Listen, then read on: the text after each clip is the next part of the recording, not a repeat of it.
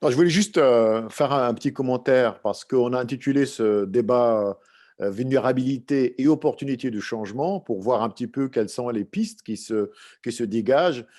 Évidemment, quand on parle de transition, le mot a été dit par exemple prononcé par Akram et pas par Louisa. La meilleure définition qu'on peut retenir d'une transition démocratique, c'est un processus de négociation entre acteurs pas forcément démocratiques. Et quand on parle de transition, il faut bien identifier qui sont ces acteurs. Il se trouve que des deux côtés, du côté du Hirak ou du côté de l'institution militaire ou du pouvoir civil, on a toujours de la peine à identifier ces acteurs. Aujourd'hui, on assiste à des vulnérabilités de part et d'autre. Les vulnérabilités du Hirak, on a longuement parlé ce matin. Par exemple, on a de la peine à identifier justement des acteurs ou probablement un programme qui est beaucoup plus réaliste qu'ils partent tous. Et au niveau de l'institution militaire, on a vécu quand même 2 ans très, très, très importants et décisifs même dans l'histoire de cette institution militaire. Qu'il faut rappeler qu'aujourd'hui, la moyenne d'âge, elle est entre 45 et 55 ans, ceux qui ont le grade de capitaine et du commandant. L'institution militaire en Algérie, c'est d'abord l'état-major de l'armée, c'est les services de renseignement internes et externes, et surtout, ce sont les chefs de région qui composent vraiment l'armée algérienne parce que c'est eux qui ont la force de poudre. Il se trouve qu'aujourd'hui, l'ancien chef d'état-major, qui était l'homme fort du pays, a fait un shift en changeant d'alliance. Il a assuré une caution militaire pour l'ancien président Bouteflika, mais sous la pression de la rue, il a changé parce qu'il a vu que les intérêts de l'armée, ça a été dit ce matin, étaient menacés et que ce qu'on appelle le pôle financier a réussi à s'associer avec le président et ses hommes et qui pouvait devenir vraiment le seul pôle qui gouverne l'Algérie et après, en quelque sorte, un équilibre de force, ouais, un équilibre aussi de pôle au sein du pouvoir algérien. Et parce que l'ancien chef d'état-major a réussi un pari très important, un exploit, c'est d'éliminer la seule entité qui faisait de la politique au sein de l'armée algérienne. On peut s'en féliciter ou non, mais disons que l'Algérie a entamé plusieurs années un processus qu'on appelle, ou le jargon de l'Alliance atlantique, la professionnalisation de l'armée. Il y a fait énormément de séminaires qui ne sont pas publics entre les officiers supérieurs de l'armée algérienne et leurs homologues européens pour parler un petit peu comment rendre cette armée algérienne beaucoup plus professionnelle. Professionnelle, ça veut dire ne pas s'occuper de la politique. Mais malheureusement, c'est-à-dire l'Algérie, au moment où elle se débarrasse de son chef des services de renseignement et un démantèlement d'ailleurs inédit qui a causé beaucoup de tort à l'institution militaire. Beaucoup de tort, quand le nouveau arrive, le général-major Shengriha, il passe son temps, il passe tout son temps à réparer les dégâts, à essayer un petit peu d'apaiser cette institution militaire. Il faut rappeler le changement majeur. Combien? Presque toutes les 4 semaines, 5 semaines, on a des changements majeurs. Pas seulement à la tête de certains services de renseignement, mais même dans des postes subalternes et qui sont très importants et qui sont décisifs dans la prise de décision en matière de politique étrangère. Et certains même disent que les ratés de l'Algérie dans le dossier libyen, c'est en quelque sorte, c'est l'échec un peu des affaires étrangères et l'échec des services de renseignement extérieurs qui n'ont pas vu absolument venir justement je veux dire, ce volontarisme de certains pays, comme le Maroc par exemple, ou d'autres pays dans le dossier de Sahara occidental et bien sûr dans le dossier libyen. Aujourd'hui, Shengriha, évidemment, il est très occupé par justement cette question d'apaiser l'institution militaire et de la stabiliser, mais aussi il est face à un défi important, c'est que l'armée elle ne peut pas continuer comme ça à être exposée sans ce garde-fou, sans ce pare-choc qui était le pouvoir civil, parce que le pouvoir civil, on a l'impression, on le voit aujourd'hui, qu'il n'a plus de ressources civiles. Et comme avant-dernier point, le président de la République, avant d'aller en Allemagne, a critiqué ouvertement le gouvernement et la gestion de son gouvernement. Et on s'attendait à ce que son chef de gouvernement saute comme fusible, Gerrad. Ça n'a pas été fait. On le sait, les Algériens le savent, que Gerrad est quand même l'homme de l'institution militaire. Il est beaucoup plus proche de l'armée que l'est le président Tebboune. En quelque sorte, on arrive un petit peu à un dernier point, probablement, c'est que le chef d'état-major, Amel en a parlé, où là, l'institution militaire algérienne va se trouver dans une situation un peu délicate, c'est-à-dire tranchée, avec un président qui n'arrive plus à servir de caution civile, un président qui n'a pas réussi ou qui n'offre pas, en tout cas, qui n'a pas l'étoffe, donc d'offrir un peu cette sécurité, ce paravent civil à l'institution militaire, et aussi une autre pression, c'est la pression de mouvement social, le mouvement du Hirak, avec une autre difficulté, donc la difficulté financière économique. Et en Algérie, si vous prenez les événements d'octobre ou tous les autres événements, la question économique et sociale est une question cruciale. C'est la question à laquelle le pouvoir ne peut pas y répondre. Vous avez parlé de la rente pétrolière, oui, l'Algérie, elle n'a plus, hein, n'a plus. Moi, j'utilise toujours ce n'est pas l'achat de la paix sociale, mais l'Algérie n'a plus les moyens de louer, de louer la paix sociale parce qu'elle n'a plus les moyens.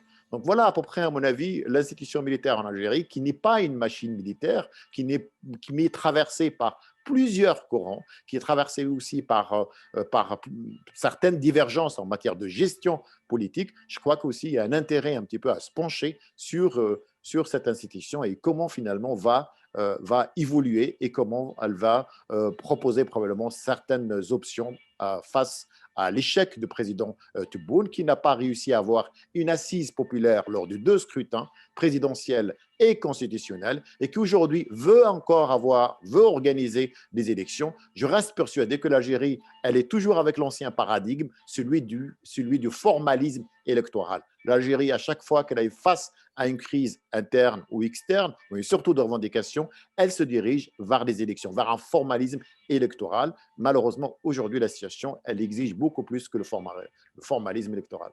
Juste 3 éléments. En transitologie, il n'y a aucune transition qui ressemble à une autre. Toutes les transitions, finalement, elles sont différentes parce qu'elles obéissent à l'itinéraire et au parcours de chaque État, à sa sociologie, à son niveau de vie, à son économie et surtout à l'offre politique qui existe dans ce pays et surtout et aussi à la nature du régime politique. Ça, c'est une chose. En revanche, on peut tout à fait faire des parallèles. On peut aussi prendre quelques expériences de certains pays pour voir un petit peu où ça a fonctionné, où ça n'a pas fonctionné. Le Soudan, c'est une expérience qui est très stimulante et intéressante. D'abord, l'institution militaire, elle est beaucoup plus proche du modèle égyptien par sa formation, par sa culture, que bien sûr, de l'armée algérienne.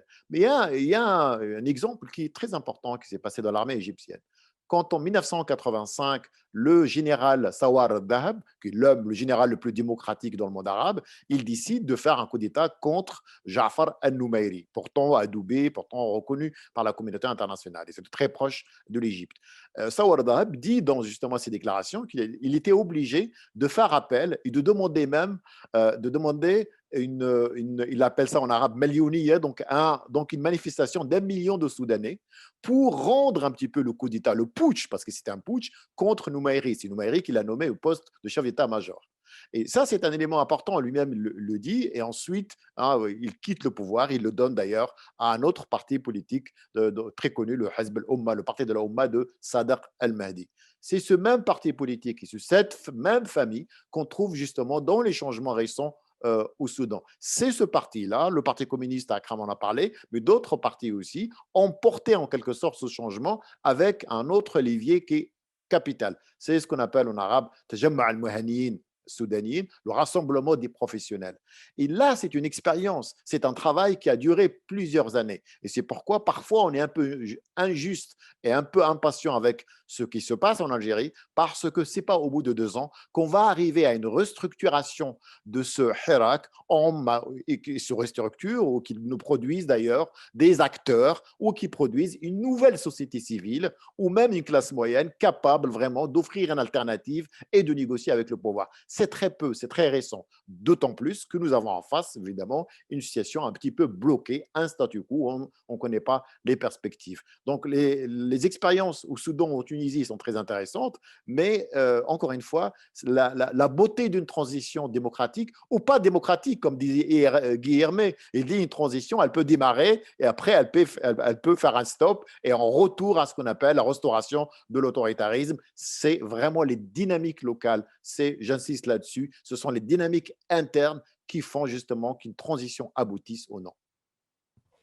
D'abord, les 2 réponses de Louisa m'interpellent parce que la première des choses, quand elle parle de crise d'acteurs politiques, que l'Algérie, elle peut finalement dépasser la crise politique, mais elle va être confrontée à une crise d'acteurs politiques. Et ça me rappelle exactement le titre de l'ouvrage collectif, très intéressant, qu'on conseille tous aux étudiants, Démocratie sans démocrates. On s'était rendu compte finalement qu'on avait des démocrates et que le problème, ce n'était pas la question des acteurs.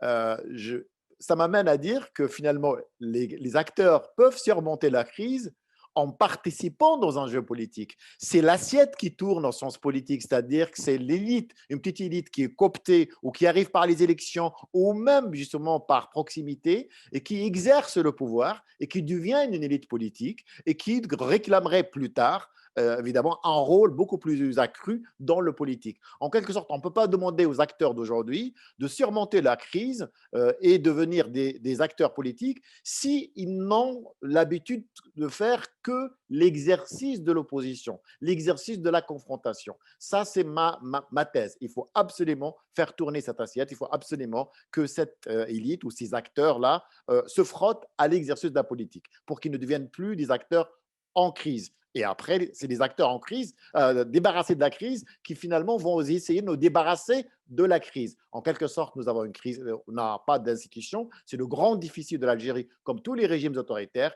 et l'homme ou le changement de l'intérieur pour être utile. Deuxième réponse, brièvement, la question des garanties. On est d'accord, les garanties, ce n'est pas un document qu'on dépose chez un notaire pour l'armée. Il faut d'abord, des garanties font partie intégrante d'un processus de transition. Donc, l'institution militaire ou l'armée et l'autre. L'autre, c'est le civil. Et ça, ce n'est pas gagné. D'abord, l'armée, qu'elle fasse confiance à l'autre acteur civil. Est-ce qu'il est capable de respecter les engagements et de respecter surtout les garanties offertes à l'armée? Louisa a esquissé certaines garanties, par exemple l'impunité, le rôle, le débat de l'armée, le budget de l'armée, il ne doit pas passer par le Parlement, il y a beaucoup de choses. Mais moi, mon impression, c'est que ces garanties-là, c'est le point le plus sensible et elles ne peuvent être que graduelles et qu'elles ne peuvent intervenir que dans une négociation, donc négociation et de concession mutuelle. Je parie sur, encore une fois, la sociologie même de l'institution militaire avec cette armée jeune qui aussi arrive à un niveau où finalement c'est ni la politique ni les affaires puisque puisque les finances vont tarir, donc il y a moins d'argent, il y a moins de gâteaux à partager pour que finalement, ni l'impunité ni la question de l'argent feront partie justement de cet handicap ou ce frein à la question des garanties. Mais je suis d'accord avec vous que les garanties, c'est une condition sine qua non pour la réussite d'une transition. Alors, il y a une dernière petite question, mais je pense que personne n'a la réponse. C'est quand les frontières pourront-elles rouvrir, notamment pour les Franco-Algériens? Je ne sais pas si quelqu'un a la réponse, mais je ne crois que c'est à l'étude. Elle n'est pas entre nos mains.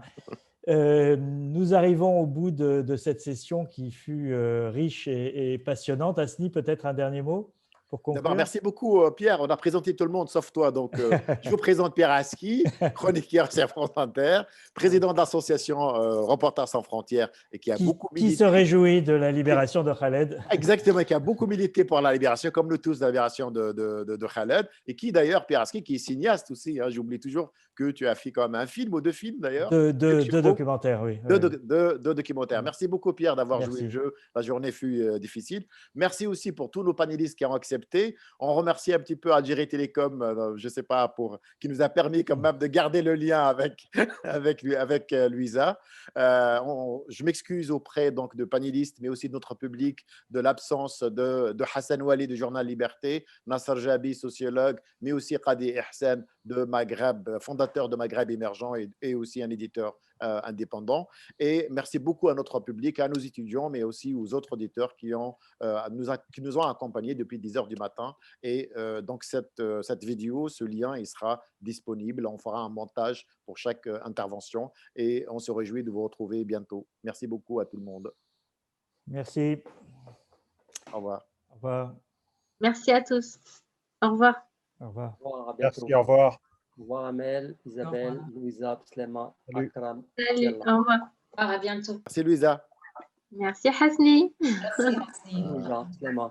C'est Isabelle. Au revoir.